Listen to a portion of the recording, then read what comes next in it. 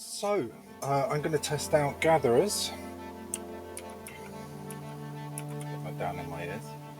Um, so, I've been making gatherers for probably 3.5 months now, and it's been an interesting journey. It was a game jam entrance for the Game Parade Spring 2021, um, which was great. I really enjoyed it. Nice to have a game jam that was like 7 days long. Um, Although it definitely made me too ambitious. Uh, and in a weird way, the sort of 1.9 of gatherers is sort of me getting to the end of my list of what I imagined I wanted to do in 7 days. I've spent a lot more time on it and revisited loads of stuff for sure. But kind of, this is the first time that enough stuff has been in gatherers for it to start to take shape. It's very much in development, and some key features I haven't even put in yet. Like for example, none of your characters can die at the moment. Partly just because I want to learn how the game works. So I'm going to go for like my first proper deep test of gatherers, because like with everything, you end up spotting problems and going back and fixing them and stuff like that quite often. Um, just going to turn the sound of gatherers down a little bit. Um, yeah, this is the first game I've ever made that's had quite such deep time involved in it. Um, Usually, what I make has been a bit kind of in and of the moment. Like I've made a combat game and some other turn-based games and stuff like that. Whereas gatherers is a deep time thing, and what I've really focused on since the game jam finished is getting some of the core architecture sorted, and making sure that the basics are pretty stable. And that's taken a long time. It's quite complicated under the hood, and partly that's because of the procedural generation. Every world is unique, and there's infinite world generations. So that's what I quite like about the procedural generation, is that you end up sort of learning from the game that you're making as you make it. And Gatherers has definitely been like that. I didn't really have a plan for it because it was, just made in response to the game jam. So the theme was strength in differences, and that's why there's a group of women, uh, hardy women living on a hill. So what I'm going to do in this stream is pick a world, stick with it, and go through some deep time. Like it's been a long time since I've got like to a level 3 house or anything like that, because I've been investigating the blocks. So I'm gonna probably just generate a few worlds and try and pick one that I fancy kind of doing deep time on, and we'll see what it will be. So I'm going to generate this first world. Yeah, I don't want the save data. And when this generates, it's going to save straight away. So I can spend the first day kind of having a look at it and seeing what the potential of this seed is. It takes quite a long time to generate the seeds from scratch, because it's building every block. The map has got 4,096 blocks in it, and they've got kind of multiple lists and arrays attached to them that make them work. And thankfully, once it's all built, when you load a saved level, it goes quite quickly. But this bit takes a while, and depending on what your hardware is like, this can take a really long time. Again, I've done a bit of optimization, just trying to reduce overheads and things like that in this game, but it still takes a while. Okay, it's not looking too bad. So gatherers is about water essentially, and different kind of components. So I've got no sea in this map, but it doesn't look too bad.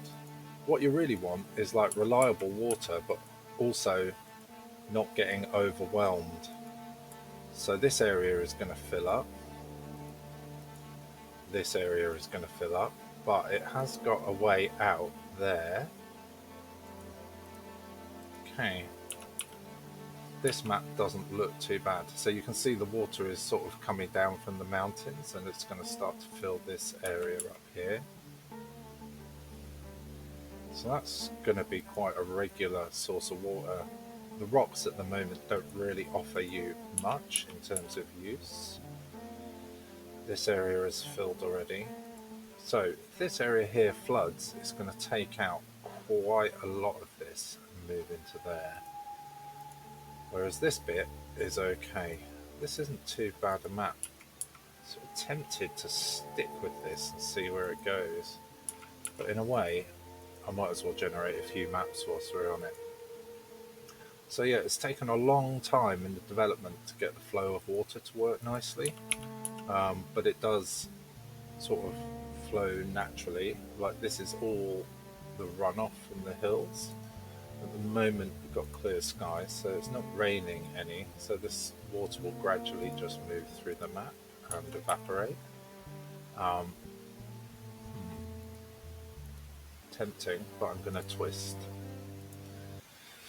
I'm going to go for a different map.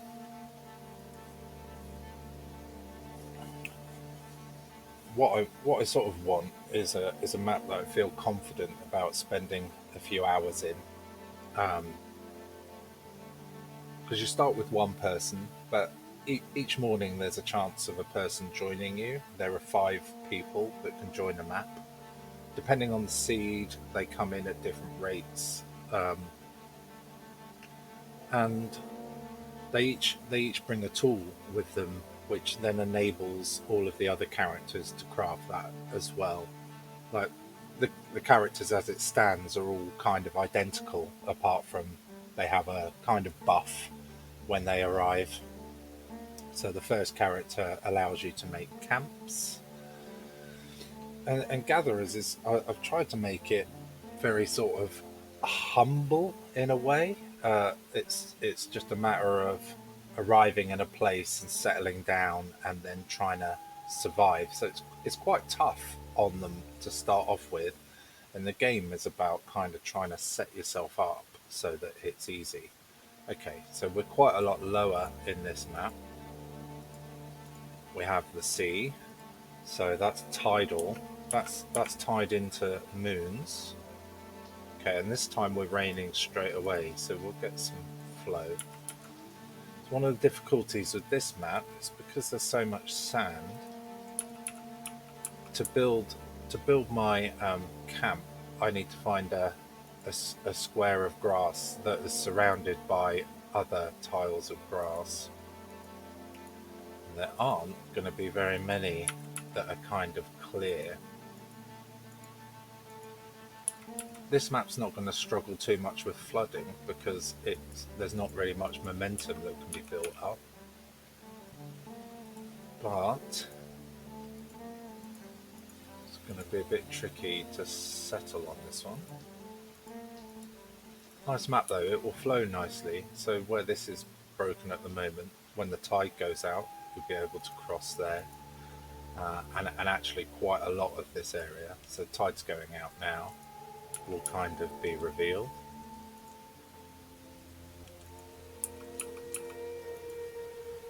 It's quite a good map for sheep.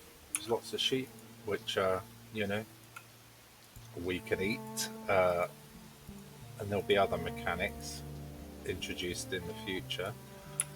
I've tried really hard to not get too carried away with just adding mechanics and extra stuff, of which I've got a massive list of things I'm excited about adding. But it felt like getting the environment right was important to start off with. So yeah, you can see the tide has gone out quite far here, making sort of land bridges and that kind of thing. And the water from here is starting to show where it will form lakes and things. At the moment, all the water is the same. I will make the tidal water salt water and bring that mechanic in at some point. Okay, that's not a bad map, but I'm going to twist again. I'll try and stick with this one unless it's problematic. And so, yeah, one of the things with the water, I know it was the primary impulse for the game jam. I'd had some ideas about generating random maps and working on a sort of square grid for a long time, mind worms. But what I was really interested in is, could I make water flow in a blocky environment better than Minecraft, basically. I've really liked playing Minecraft, partly because of my kids getting inspired by sort of doing something that I know they all like. Has been quite an interesting dad moment. And out of everything, the one thing that frustrates me most about Minecraft is that the water behaves like its own thing, not like water actually. So when I tackled this, really, this is a game about water and its flows. Okay, I will stick with this one. So we've got some tidal flow stuff here, but because there's slightly more elevation in this map, there's less sand peppering into all of this lot. So I'll be able to build my dens, my camps. So the first thing to do on this game is to work out where you've got sort of good opportunities. So you don't want to get flooded, but you also want to be close to a water source so that you don't get ultra thirsty. So there is quite a nice depression. Water is going to collect here, and there are some good trees here. There's some water flowing into the map from the edge here, so that will create a river going that way. I think I'm going to go for high ground over here. That looks like a good enough place to start. So I found a grid point that's surrounded by grass blocks, and my first step is to level that. So with F I can follow my character as they go across the map. And once this area is leveled, I'll be able to put my camp on it. And as soon as you've got a camp sorted, then you can start setting your gatherer to work. Depending on what tools they have and what the properties of each block are, different tasks will be presented to them.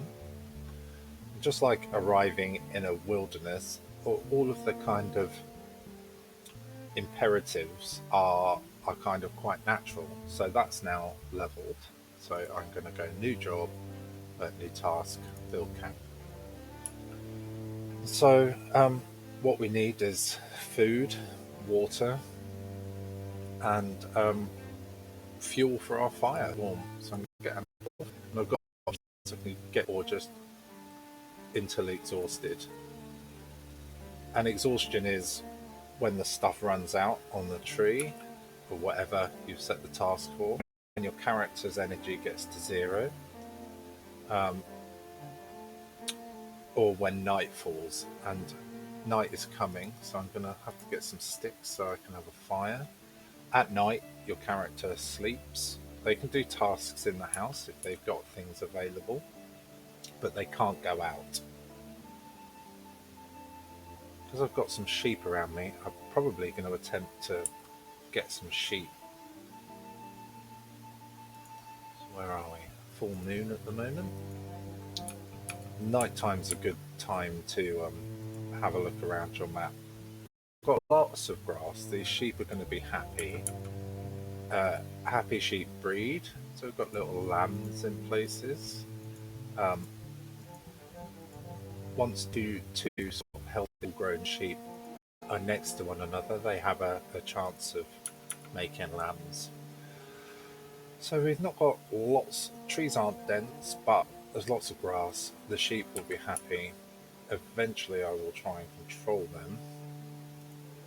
I think this area here is going to get very wet when we have prolonged amounts of rain. So I'm probably going to spend tomorrow getting water and firewood. Water first, just one, so my thirst is already at 10, but my energy and health is good, so hunger's okay. First job, thirst. Now it's about to be dawn. Someone might arrive, and they have. Okay, so I'm going to send them over there so that they're walking, and you can scroll between your two characters. I'm on my original one to go get water just once, and now I can work. I'm going to build my other houses close. So I'm going to put them there, so their camp will be there, and that will eventually become their home. And a little bit of rain, you can see already the water is starting to make its way down to sea level.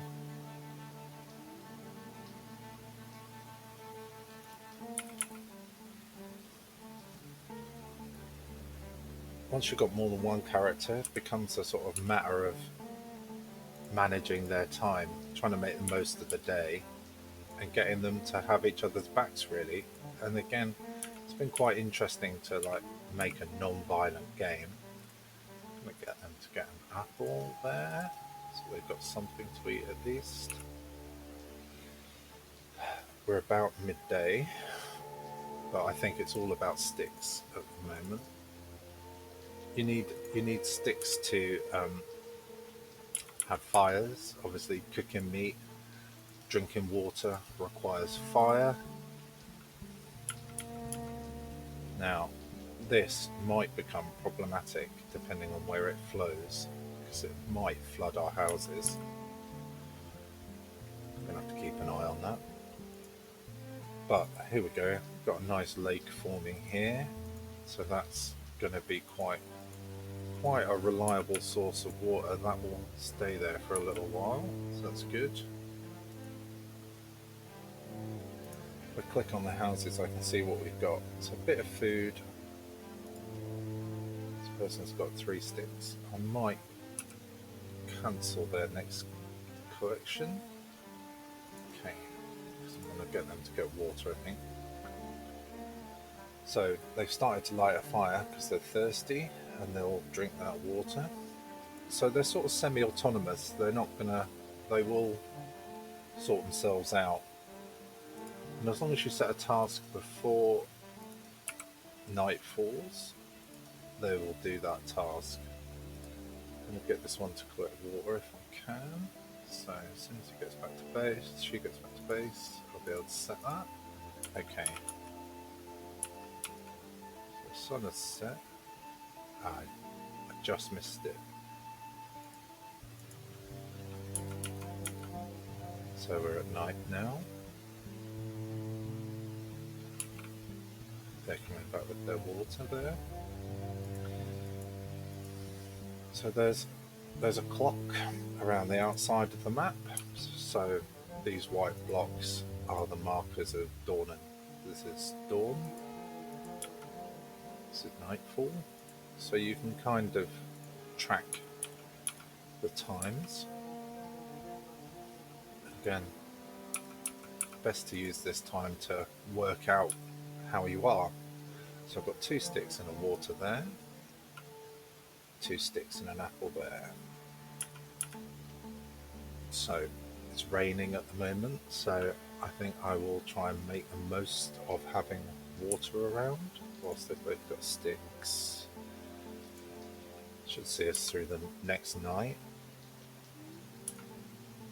So I'm gonna make the most of this water being here, because you can have prolonged dry spells. Okay, I've got a new character, so I'll get them walking whilst I just set these guys up. That water too exhausted. Now I don't have to worry about these guys for a little while, and then I think so. Go this side. Okay, that's a nice high place to put a house.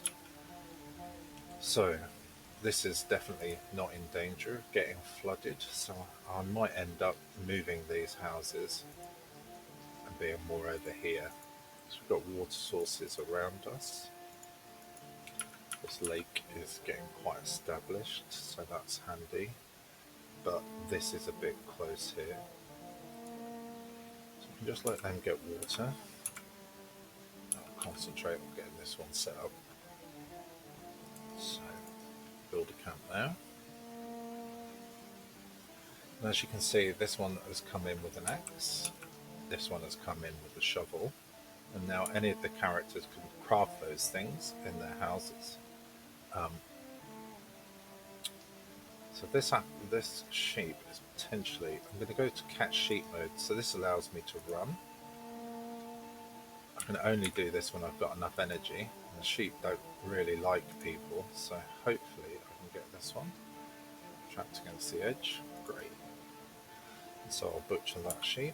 Okay, so this one has run out of water at that place. It obviously went dry. So I'm going to collect sticks until exhausted with that one. So this one's going to keep us in with as much water as we can get out of the day. We'll get more sticks.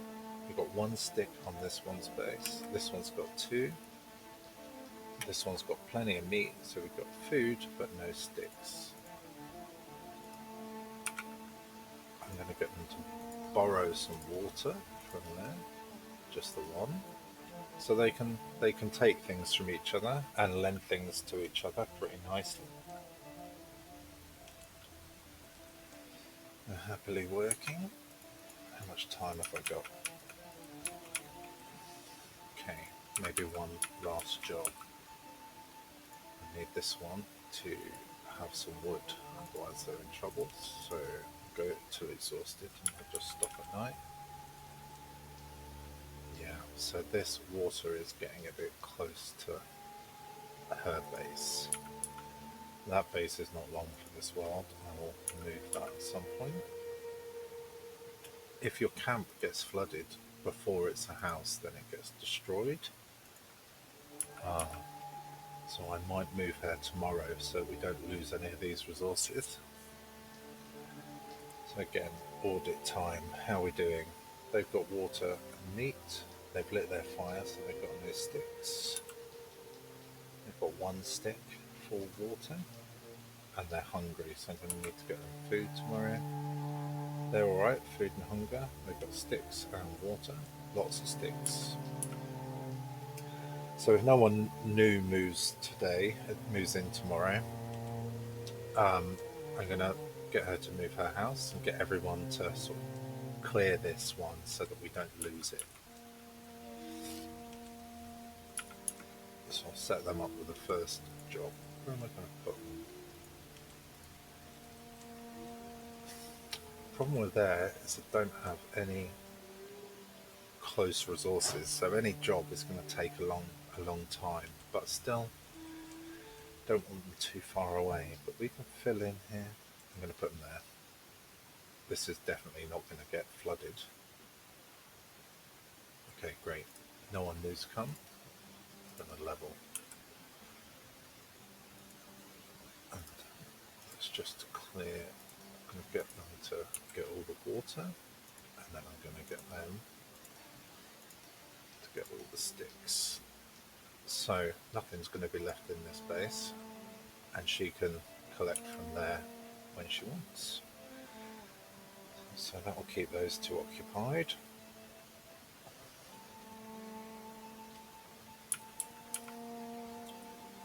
That water's looking very reliable there.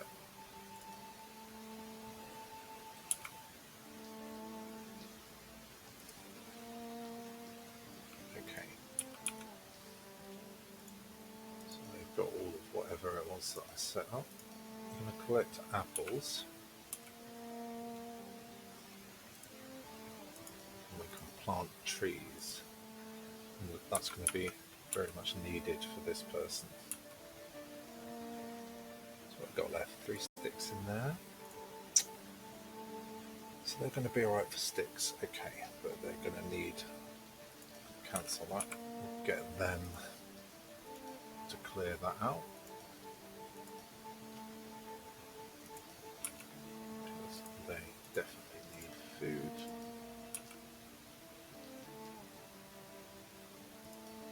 cancel them. That's a bit of a bugbear. I'm going to get them to plant a tree there. And then we're going to have like a reliable source of wood.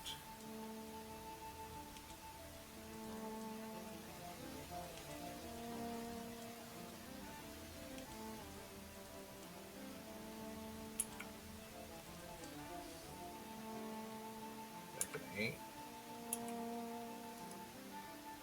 Last stick. Okay, so we can destroy that in a minute. Get them to get some water. No, I'm not. I'm going to get them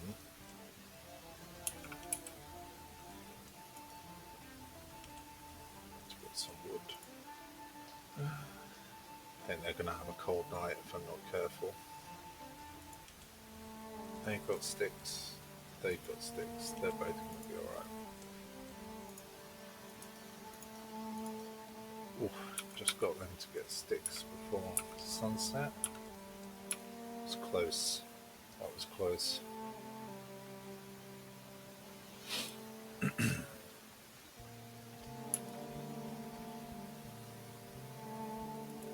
So yeah, this is quite a healthy map. We're going to be able to start getting our stuff together. It's a bit of a scramble, everyone. All right. So we've got 2 sticks, 3 water. They're fine for water. They've got apples. So because this one's got meat, we don't need to eat apples. So I'm going to plant that apple. And this person's got nothing. And they're hungry and thirsty, so straight into food in the morning.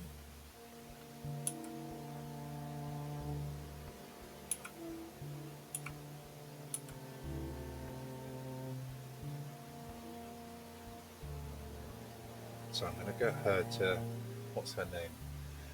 Megan Leoba. All the women's names, apart from a few special entries, are the women's names that appeared in the Doomsday Book, which is there's very few. So I kind of like the idea of making a non-macho game that had sort of strong women involved in it. So I'm going to get them to collect water until exhausted, get them to get some, and she has need of sticks. So I'm going to kind of collect sticks from one that's far away. Really, I want a reliable source of things nearby. Get them to pick some apples. Just one, because it's quite far away from their house. But because I planted the tree there, they were waiting. They sort of stop where they've done that job. If they don't need to go home, they won't, which is quite useful sometimes. Okay, and with Rahais, I'm going to get them to borrow some meat. Go till exhausted. So you can cancel the 2 exhausted jobs whenever you like. They have no sticks, so let's just collect sticks until exhausted. How are they doing with everything else? Okay, they've got water. How are they? Sticks and water, but no food.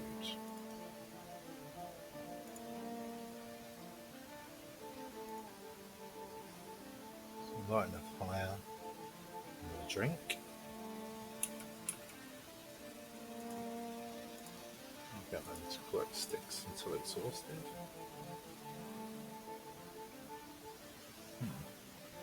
Some form of glitch is happening here.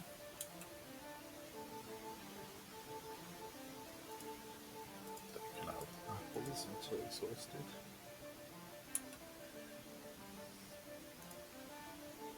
Okay, and they need to get some sticks.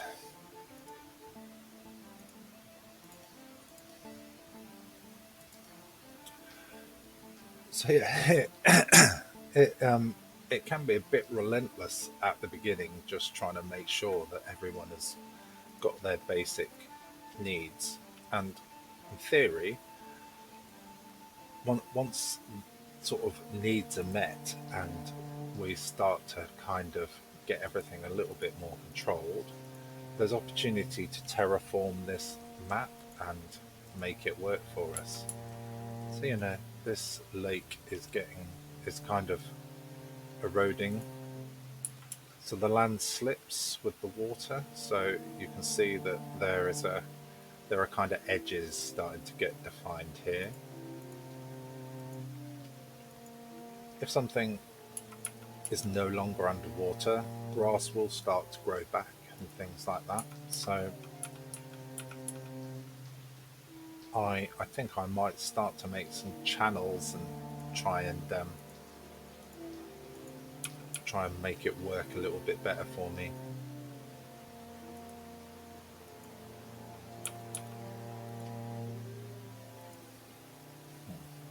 So what do we need? Sticks, apples, meat. They're alright, they need water.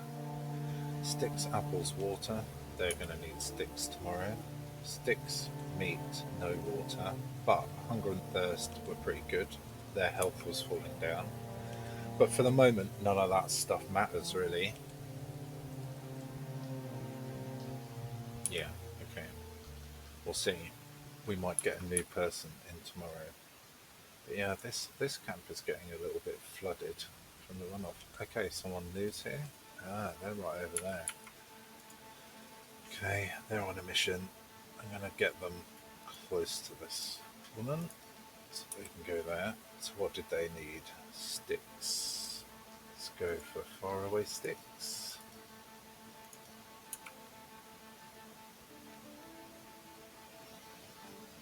They also need sticks. Let's collect those until exhausted. I think it's going to be a stick day. They've got 3 sticks, but no water. So let's get them collecting water all day. So here's this Egglefried. So Egglefried's had to go a long way, so we're not going to have much time to get them sorted. So the sticks there. I think it's apples and sticks.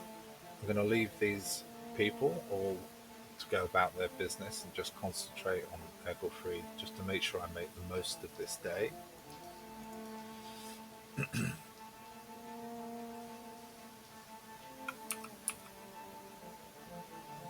So camp is built.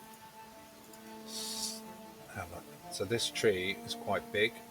Trees of 11 and over produce apples, so I can get sticks. Basically, it's just numerics, how the trees and stuff work. Like picking up sticks will take 1 off the size, which means there is less apples.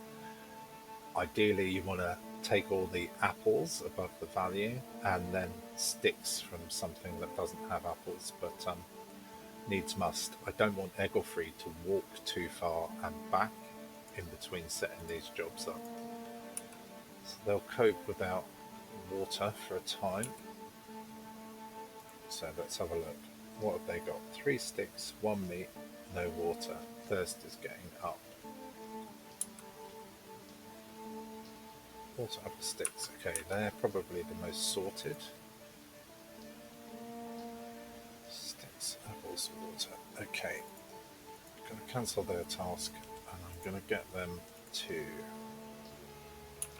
plant a tree. They've got apples.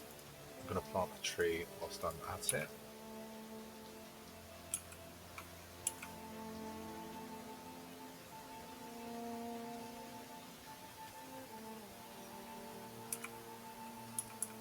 Okay, and then back into night.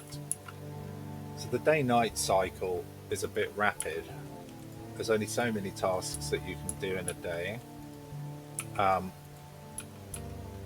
But as the capabilities extend, and my plans are that there will be cottage industries that they can do at night.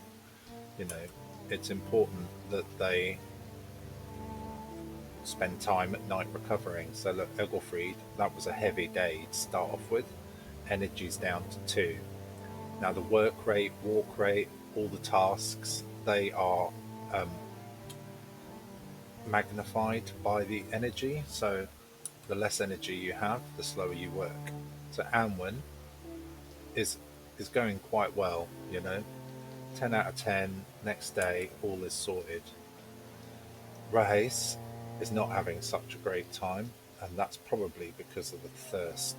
So we need to get her drinking. If any of these factors, these variables get maxed out, they start to impact how you heal and how you lose energy. So Meganlioba, however you say that, they're pretty sorted, but definitely need sticks. So it's a stick day. Anwen has plenty of sticks, water, apples. I wonder how much meat is there. I might have to get some meat. Oh, I didn't actually set our task off. Just once. Okay, so these two we need to concentrate on. So they need water. Collect water all day. Hunger and thirst, so apples will do. You get your apples will do 5 hunger, 5 thirst. Meat will do just hunger, and you get energy as well when you eat. So, and what do we need? Well, they might as well spend a day on water because that's starting to run out. Ooh. Although that's because this is flattened out, it's not quite so dangerous or useful. Anyway, we'll see what they end up with. So Rohase is going to eat that meat and drink that water, I'd imagine. That's why the fire was lit. And so you have to this is why the sticks disappear so quickly. You kind of have to watch out for that.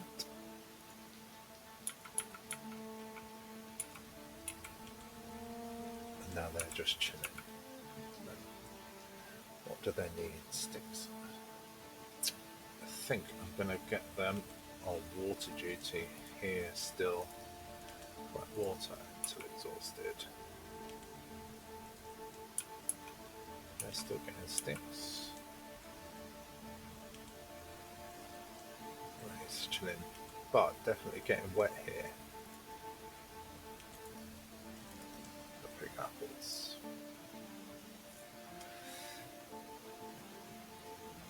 And again, this is the kind of game loop. Should I pause this for a moment? Oh, it's a bit intense to be talking about this and keeping it going. So how long have I been playing for? About 40 minutes. Yeah. It's easy to miss what's happening in the world because you're focusing on the people. But I'll talk about the world just because I need a moment away from that. Suddenly, 4 people, it starts to get a bit intense until you kind of get settled. So, what I've learned from my testing and stuff with gatherers is that if they're too far spread, which they kind of are at the moment, it's difficult to kind of keep track of them. I think probably I'm going to fill in this gap so that they're 5 in a row on the crest of that hill, which will keep them safe. It's already this end here is getting a bit vulnerable to being wet. This is the abandoned one. This one is is getting wet quite often. So long term, that might struggle. So I think if I get them all in a line, 5 people, so there's one more person to come, will be quite nice across there, not too far from the water. There are some trees, but actually, once their needs are met, I will start to plant trees around them so that you constantly don't have to do too much walking. Like Gatherers is very much like about time emotion studies. You don't want to have to go too far to get things if you can help it. Now, the next steps will be to make a house, which requires mud. So there's only one of them that can dig at the moment, and that is, I think I can scroll through. Rehes has a shovel. I can make shovels for everyone. I probably will, but again, I haven't met the threshold at the moment where they're all okay. Um, that it feels a bit excessive to start doing the next thing. But one of the advantages you have with building a house is that your fire doesn't get rained on, doesn't get put out by the rain. So you use less sticks. You know that one lot of sticks will last you the night and keep your fire alight as long as your house doesn't get flooded. If your fire gets um, water, surface water, in and amongst it, it goes out. So it will go out quicker if it's raining. If you are not tending the fire, it slowly goes out. And depending on how healthy your fire is, things like your energy and your health is that all gets regenerated. Your health only regenerates when you sleep. You can only sleep when you're dry and you're not cold and you're not hungry and thirsty at 10. So any of those things being up at all will interrupt your ability to get a good night's sleep, just like in nature. So let's see where they're at. You know, so Megan Lobia here has been doing all right. You know, low on energy today, but health is 9, which means they're sleeping all right. Egglefried, again, new to the map, so not really struggling. Anwin was our original character, and it's pretty sorted, that's pretty sorted. But Rahace has been having a harder time, but we did move camp with them. Um, and again, so like it's very much a matter of like trying to make sure that they don't go without and they're not exposed to like negative parameters. It gets cold at night. If you don't have a fire, your chill will go up. They will just sleep if they need sleep and you're not making them work, even in the daytime. And when the sun's out, they will dry out. But a fire is the best way to steadily, quickly reduce these parameters and things. And plans moving forward for health is obviously when your health gets to 0, health will turn to sickness. And if sickness gets to 10, you're dead. Um, my my plan is that if you are ill, you can't leave your house, and then you're dependent on the other characters to nurse you back to health, bring you your provisions and stuff like that. So that very much with gatherers, I want it to be about getting a community in a wild place to support one another. And because that was what the theme was, strength in differences, these different characters coming together and together, like making this wild landscape sort of succumb to their needs, basically, is the long-term goal. um, and so yeah, at the moment it's very much water is pretty sorted. I'm happy with how the water flows, how the rain works. It doesn't overwhelm the map, and but it's interesting when it goes. This has been quite a rainy world so far, and again, that's all driven by the seed. So there's a seed for this world when it was generated, and all of the environmental things are governed by that seed. So it can be torrential rain for days and days and days, but it can likely also it can be relentless sunshine. So partly it's about making sure they've collected water when there's water here, so that when it's dry, um, they've still got a supply of all of that kind of stuff. And so, like a little kind of guide to how these levels work. So we've got rock. The rock has no saturation. You can see if I click on these different tiles, you get some values down here. So this is a pasture block. Saturation is 1.61. Depth is 1.64. So that's almost fully saturated, but there's no water rising. And what's happening with that saturation is it's regularly seeping into its neighboring blocks. And if the saturation exceeds the depth, then you have top water as well, which will run off to any blocks lower than it surrounding it. Whereas this rock, interestingly, has got a saturation of minus 0.7. I wonder if they've all got that. Okay, so I need to fix that. There you are. That's going on my list. So obviously that's part of. I've not told it how to sort that out. So it's going on my to-do list. First thing that I need to do is rocks shouldn't have a minus saturation. Um, but yeah, the rocks, they don't water at all. So any rain immediately runs off, and that can be useful in terms of like preserving water where it pools. Um, if if you've got a rock base and there's nowhere for the water to run off to, then that water will stay there until it's evaporated. Because also the water evaporates in the sunshine at a faster rate than it evaporates um, in the rain. Um, so yeah, so the water moves through seeping into neighbouring blocks, running downhill if it's oversaturated and there's surface water, and also evaporating into the normal weather. Then the other block type over here is sand.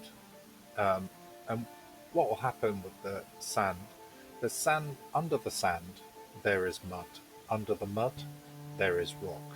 So as you start to dig, you know, any kind of pasture like this one, we can dig 1.38 of mud from that block, and then it will become the rock underneath, and there'll be no runoff. So although I've not even got to that point yet, you can start to then terraform this land and start to control where the water goes, and you can put mud onto rocks, you can dig sand away to expose more pasture land. you know this map is quite good for grass, so the sheep are largely happy. um, but there are some maps where there isn't very much grass, and you have to manage that to keep the sheep happy, because the sheep don't like you or the water. They'll run away from that quite happily. um, whew, I'm feeling a bit worn out already. How are we? 50 minutes. I might leave this as an introduction to gatherers. That's a kind of like first steps managing your people.